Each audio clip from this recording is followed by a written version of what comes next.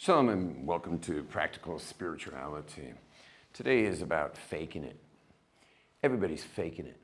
And today is about the imposter syndrome. And today is about how to get rid of the imposter syndrome. So everybody's faking it. Nobody's actually real. And the reason why nobody's real, I'm not going to prove that to you. I'm just going to ask you to think about your own life. Who doesn't walk around realizing that they're faking it the whole time? Like we're all just faking it. You know, you look in the mirror, you get your do set up, you know, and you put on some clothes and you walk out there like you know what you're doing when you don't. And not only you don't, nobody does. And so you go out there and you kind of fake it, and everyone else you know is faking it, and no one's really talking about the fact that everyone's faking it. And hopefully you got pretty good at something, so they'll pay you to fake it. And you know what? After a while, you make it. You know, you fake it till you make it. And after a while, you're pretty good at what you fake, and it's pretty good. What's really interesting is that these people go to school for years and years and years and years to become professional at something, whether it's medicine, whether it's law, whatever it is. They're doing accounting. It is important that they do know how to dot their I's and cross their T's. But we all know people who are making a lot more money than they are by just faking it. And also those people, all the people who are in those positions are going to be completely taken over by AI. I mean, AI reads legal documents much quicker than some guy who spent 10 years in law school. AI does that way quicker. And AI does all the medical research way better than any human being will ever do it. And not to mention the fact that people go into surgery these days. You go to the top surgeon and he says to you, "Are you sure you want me to do this?" Like, I came to you, and he's like, "No, meaning I have a robot that I control. So who do you want?" And then you're like, "Well, can you tell me the statistics of like what's a better outcome?" And he's like, "Oh, the robot's more efficient and more precise by 30% more precise than I am at this procedure." So what would you choose? You go for his robot? You go for him? Hey, what do you go for? I want to be the test subject. I know, right? I was just watching a YouTube short yesterday. Not that I would ever watch YouTube shorts, but I watched a YouTube short of a robot that sliced one piece of corn and then stitched it up and stitched it with actual, like a surgery stitch, like perfectly. Anyway, the bottom line is we're all faking it. Everyone's faking it, you're faking it, I'm faking it. And we're all scared to death of being discovered. What a shame. What a shame. Does that make any sense? To be part of the 8 billion fakers in the world. And all 8 billion are wondering if they're going to get caught. It's ridiculous. You're going to actually spend your time concerned whether you're going to be exposed. You have no idea what you're doing. In front of people who are worrying about whether they're going to expose for having no idea what they're doing. Why don't we just call a spade a spade? Why don't we just say we're all faking it and not to worry ever again of being exposed? Because who's going to expose you? A faker? They're not going to expose. No faker's going to expose you because they're faking it. Everybody's faking it. Even rabbis. Show me one rabbi out there who, when standing or if in front of his rabbi, or at least thinking about his rabbi, if his rabbi passed away, that he's not faking it. He, of course, knows he's faking it. There's a famous story of one of the greatest of last generation in America and on the earth was a man by the name of Rabbi Youre. He was the Satmar Rebbe, and he was kind of the post-Holocaust father to the Jewish people in America. And he was brilliant and beyond belief in every level of loving Israel and loving and just greatness in Torah and building back of communities after the war. I mean, a real, he was like the Karlebach Lahavdil of that time. You know, he preceded Carlebach, although they were contemporaries for quite some time. But very close with Lubavitcher Rebbe. Maybe the Lubavitcher Rebbe was maybe a little more of a realist about the state of Israel, and the Satmar Rebbe was a little more of an idealist about the state of Israel, because he wasn't so pro the secular state, whereas the Lubavitcher Rebbe was like, this is what we got to deal with, so let's just deal with it, you know. Whereas the Satmar Rebbe might have been like, no, you know, like we're going to ignore this reality, you know, because it's not based in reality. If reality is Torah, it's not based in reality, we're going to ignore it. Anyway, long story short is that in his later years, there was a badchan at a wedding, a Rebbe's wedding. The Rebbe's, you know, it's one of his grandchildren or great-grandchildren. And the badchan, a famous badchan, I forget his name in America. The badchan is he's like a jester. He tells jokes. He gets everyone laughing. It's a whole thing. He asked, because this badchan was very good at mimicking people. But one thing he never did was he never mimicked the Rebbe. Never mimicked the Rebbe himself. And he decided, I'm going to ask him. So he leaves the stage, he runs over to the Rebbe and he says, Rebbe, would you be okay with me mimicking you? And the Rebbe said, go ahead. So he gets up there and he does the best rendition of the Satmar Rebbe. Like, he just does an amazing rendition of the Rebbe, and everyone is hysterically laughing. He's doing everything exactly like the Rebbe does. Total caricature of the Rebbe. When he finishes, he looks over to where the Rebbe's sitting and he sees the Rebbe sobbing. And he's like, oh no. Like, I just made the gadol door like fall apart with pain. And he he finished the night off, ran over to the Rebbe, and he's just like, I'm so sorry. Like, what did I do? You know, like, I'm so sorry. Like, well, I don't know. You said I could do it, but I could see I really upset you. And the Rebbe looked at him through his tears, and he said that as you were going, I started to realize that maybe I'm a caricature of me. Maybe I'm mimicking me.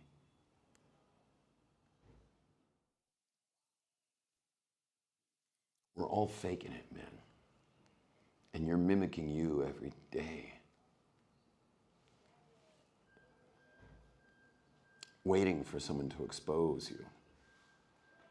That maybe you'll get exposed for faking it. Who am I? So you ask, who am I? Yeah, we're going there, don't worry. It's not going to be a long class today. This is a very to-the-point session here.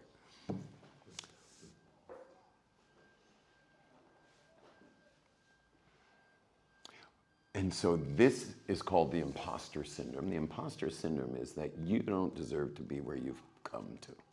And some of the most successful people in the world, some of the most successful people in the world suffer the imposter syndrome in a major way. Why? Well, think about it. If you're one of the people who's quite good at faking it, well, you're going to rise up the ranks real quick. But the thing is, because everyone's faking it, because you think you're faking it. By the way, you think you're faking it because you actually are getting good at stuff, because otherwise people wouldn't pay you for it. So you're clearly getting the job done, but as you fake your way, you're the only one with a deep down dark secret that you're faking it. And you're just waiting for that exposure. And it's pretty scary. And sadly, many of us will put a very strong governance, like a brake, to govern our expansion, such that no one should ever tap us on the shoulder and say, hey, what are you doing in this section? You belong up there.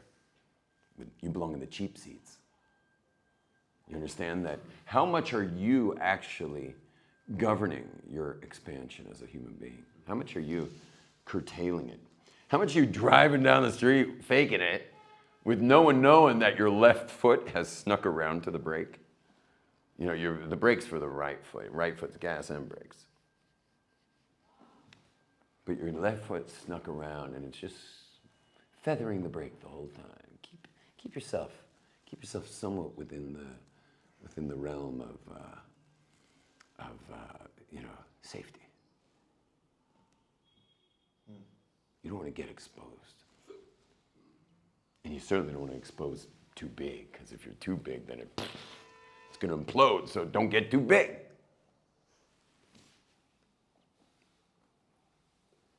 Play small. Play small because if you get exposed for faking it when you're playing big, ooh, that's going to be a big fall. Meanwhile, you're faking it, they're faking it, no one's calling you out for faking it. And when's the last time anyone in this room got called out for faking it? You understand? Like, no one would do that. Why? Why would no one call you out for faking it? It's all fake. It's risking themselves. Yeah, because they're faking it. Bless our wives, you know. Because they're just watching this whole thing. You know, and again, in the traditional sense, obviously all the women who are out there faking it. But in our observant community, the women are more inside and the men are the more outside. And our wives are watching us fake it because they know us from the beginning. They got the ball of clay when we got married. And they know, our wives know, that we're still a ball of clay. But for some reason, the rest of the world thinks we've created some kind of shape worth paying for. And our wives are so kind to go along with the whole thing. But they don't really go along with too much. And that's why it's important to, in our marriages as men, to absolutely love bomb your wife while pretending to be leading the family to victory. Because even though you have no idea how to lead a family, you at least do your best and love bomb her the whole rest of the time. And she deserves it for allowing you to play your games. She deserves, like, if she's going to let you play that game out there without exposing you and without giving you too hard a time in the house, you just love bomb her. But let's get back to the imposter syndrome. So the imposter syndrome is a disaster. It's that who the hell are you voice. Who are you to make a difference? You know, who are you to be that guy? And of course, keeps us small. But the question is, how do you get out of all this? How do you get out of all this? And the answer is that Nike said it. What did Nike say? Just do it. Just do your thing, man. Just do your thing. Okay, you faked it, but now you're doing it, so. I mean, if I were to take one of you guys to surf and teach you how to surf, which I don't know how to teach someone to surf, which is, because when I grew up, the way you learned how to surf was by drowning, and if you didn't drown, you surfed. But today they have surf lessons. I never figured that out. I know my kids hassled me though, because they said, "Why didn't you teach us, you know, the way they did? We'd know how to surf by now." And I'm like, I don't know how to teach someone how to surf. But if I took one of you guys surfing, what are you really doing? What you're really doing is faking it. I'm going to show you all the motions. Let's say I knew how to teach it, but I would show you what the motions are, and then you'd just fake it. If I were to teach you a song, what would you do the first couple rounds you tried to sing it? What would you do? You'd fake it. And then after a while, you're singing the song. At what point are you not faking it anymore? And so what you start to realize is just do it, man. Just do it. Just do it. Now, obviously, there's deeper work to be done. You know, like if I were riding up an elevator and gave an elevator pitch for my seminar, I would say that your whole personality is one big faking it bluff to protect you from having any negative beliefs exposed. But those negative beliefs about yourself are purely circumstantial, are not even real, they're not true at all. So your whole personality is really set up just to protect you from things that aren't even true in the first place. And so if you got rid of the whole stupid thing, if you got rid of the whole damn thing, so what would you be left with? That was your question. So who am I? So what would you be left with? And the answer is what you're left with is your actual being. The actual being, the real stuff inside. What's the real stuff inside? The chelek elokam imao, the tzelem elokim. It's the portion of God that you are. It's the image of God that's vivifying your body, that's vivifying your conscious experience. That's who you are. Who you are is this eternal conscience.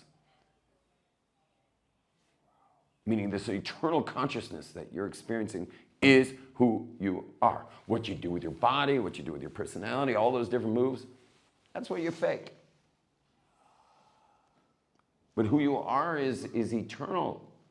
Who you are is a giant, unbelievable, it's a nuclear power plant. But here's the thing, is all the stuff you've been faking all these years, all the stuff you're faking all these years, waiting for someone to tap you on the shoulder to say your seats are up there. All these years you've been faking it. Listen carefully. People sense that you're faking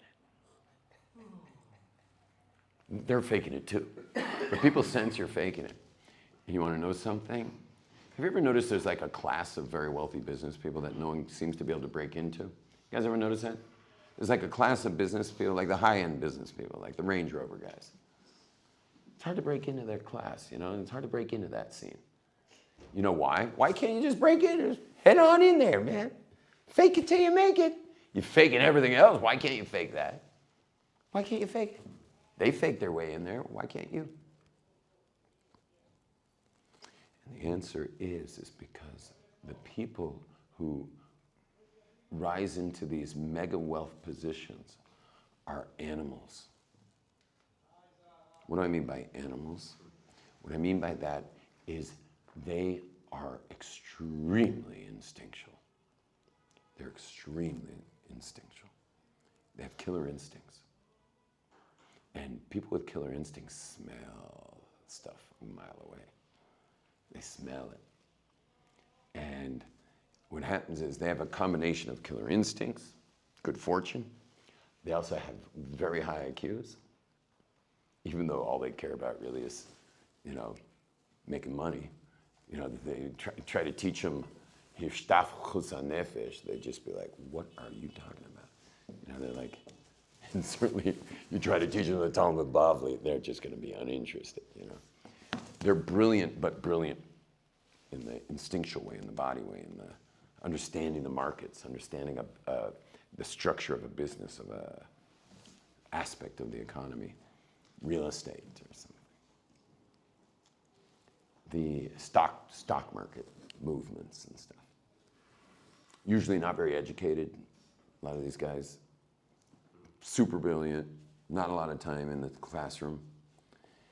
They got killer instincts, and they can smell a mile away when someone doesn't belong in their club. They'll be very friendly, they'll be very nice, they're beautiful people, but they'll smell if you're not in the club, and you will not be getting a lot of calls back. You know, that's just the way it is with these people.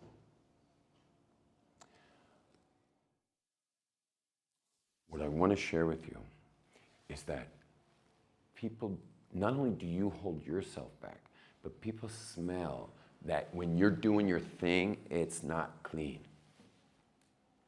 People smell that when you're doing your thing, it's not clean. They'll play along with you, just like everyone's playing along in this giant fictional agreement we call society, where everyone's faking it.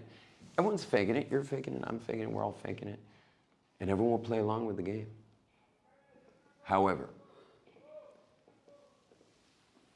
if your whole game is a cover-up for negative beliefs about yourself that aren't even true to begin with, it's not clean. You understand? Let's say the way I fake it is to be very popular at parties. I'm fun at parties. Like if you're throwing a kiddish, you should invite me. Fun will be had by all. You're throwing a kumsitz, send me an invite. And it will go somewhere that you didn't expect it to go. Okay? I'm fun at social events. But what if my whole fun that I am at social events is really a cover-up that I'm unwanted? What if I became the fun guy at social events to cover up unwanted? And where'd I get unwanted? Unwanted is a cover-up because what happened was there was a custody fight when my parents are married and regular people, but imagine there was a custody fight over the kids. What was the fight? Who gets them? You get them. No one wanted me. I grew up where the parents were actually fighting who could have less custody.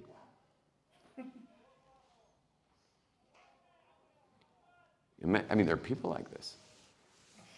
There are people walking around like this, and sometimes they're the funnest people at your party. Because everyone wants them around, because they perfectly created some kind of digital faking it that would just be like the most fun person at the event. But deep down it smells. You get it? It smells. And by the way, the fact that neither parent wanted him, does that make him unwanted? Or is it just circumstantial based on a divorce? Is he actually unwanted? What do you think? Is he? No. But any kid growing through such a thing where neither parent wants him is going to feel unwanted. He's going to believe that about himself. Then he's going to cover it up and start faking it as the social guy. That's going to start getting traction. He's going to become the guy that everyone invites to everything. He's a blast at every party, except it stinks. It's not clean.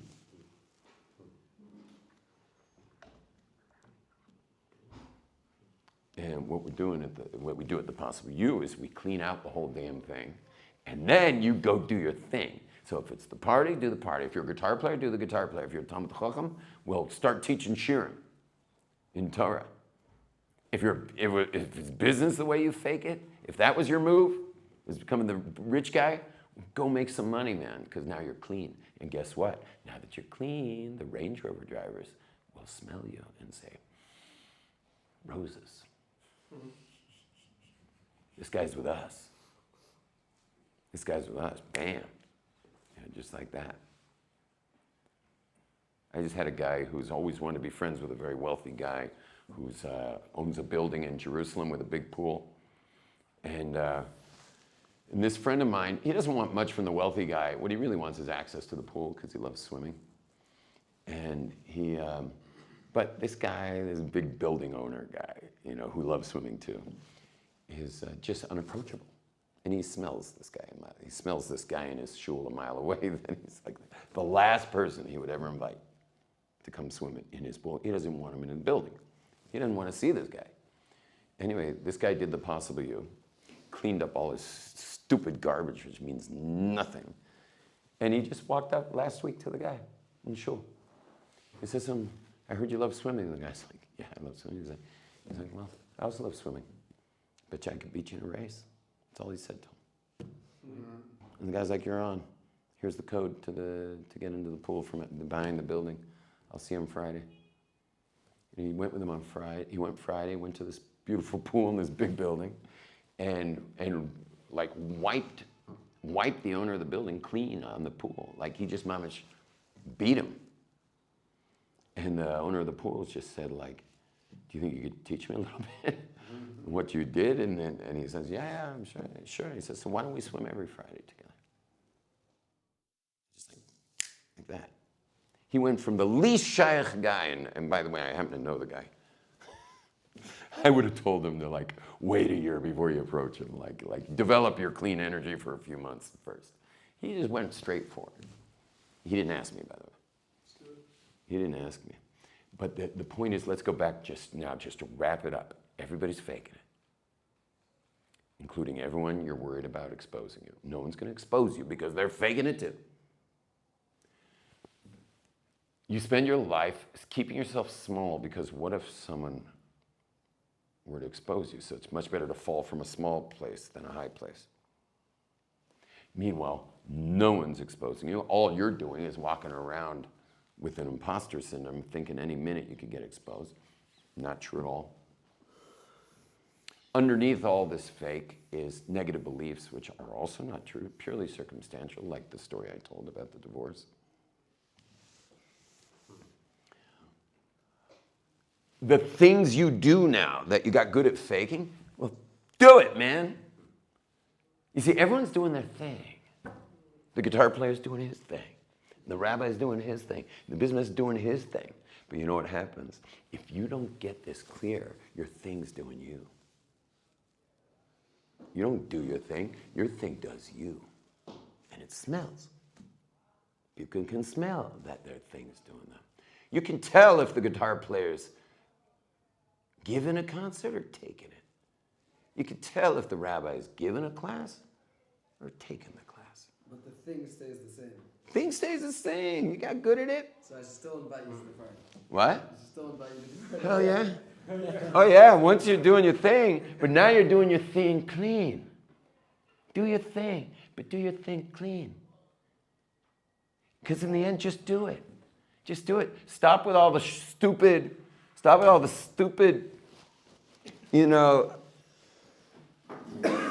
self-examination of this whole thing. And just, in the end, you're created in the image of God. That's your consciousness. You got good at doing things by faking it. Well, go do it. But do it clean. Do it because it makes a difference. Do it because people need it.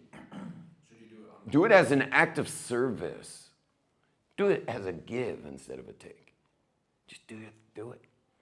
Is it still good to do it on clean if you're not clean one day?